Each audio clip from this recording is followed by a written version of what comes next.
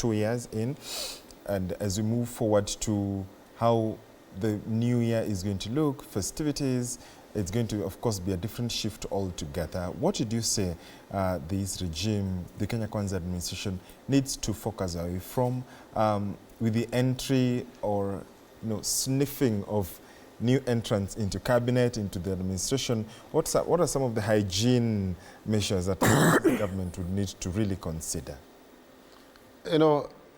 George, this is not an administration that you can advise, because if they were taking advice, if they were listening to advice, they would have corrected their mistakes. Mm-hmm. Okay? Mm-hmm. But,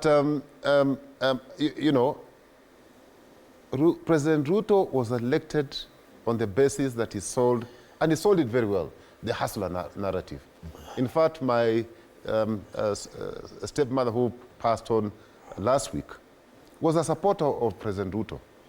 Why? Because he sold hope to them, traders, hustlers, and what have you. But immediately he took over office, he forgot about his narrative. I think the only thing that these people have done is primitive accumulation of wealth. That's the only thing that they can say, and opulence. So all the things that were promised by this administration, none of them is being delivered. Mm-hmm. Nothing is working.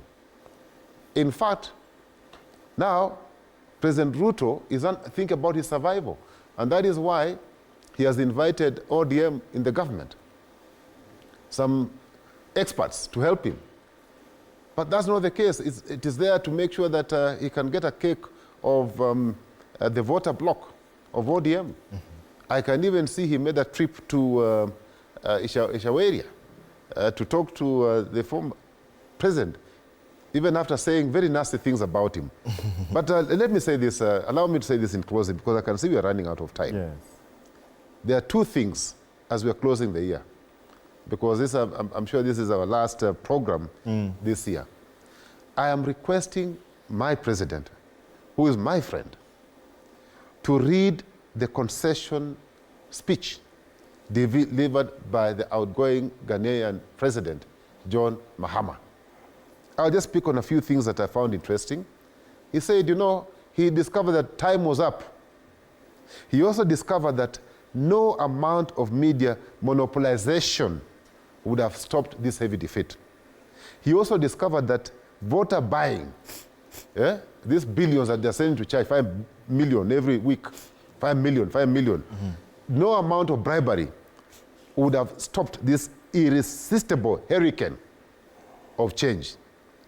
He also discovered, and we're normally called noisemakers, Kirwa, myself, and the rest, we are called noisemakers.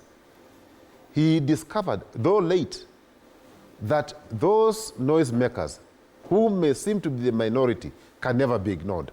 That's what Mahama is saying. Then there's something very profound that Mahama has said.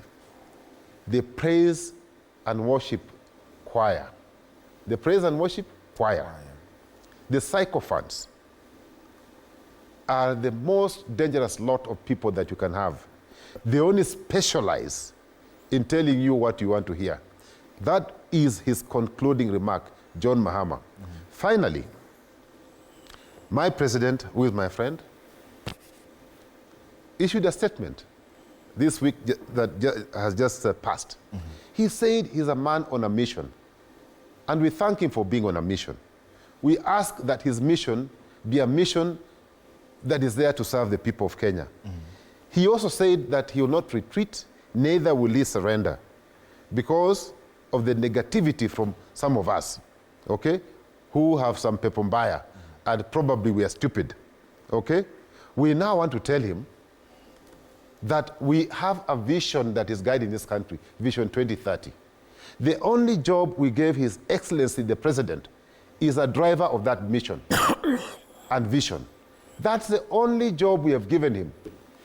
His dream, his aspirations, his vision is his own dream and must be limited to his family and himself. Let him deliver our aspirations that are clearly and properly captured in Vision 2030. Mm-hmm. Anything short of that, we shall resist, and we shall continue resisting. In fact, in 2025, it will be fire. I can tell him, fire is motto. Motto is fire. Your Christmas message? I wish Kenyans, I know Kenyans are going through pain. There's a lot of pain that we're going through. In fact, Kenya tuko mawaya. We are completely broke as Kenyans. Just a few of them who are living in opulence, who will be enjoying. So Kenyans, that pain must make us understand that there is need to change this country for the better. But whatever it takes, Merry Christmas and Happy New Year. Kiro, you get the last word.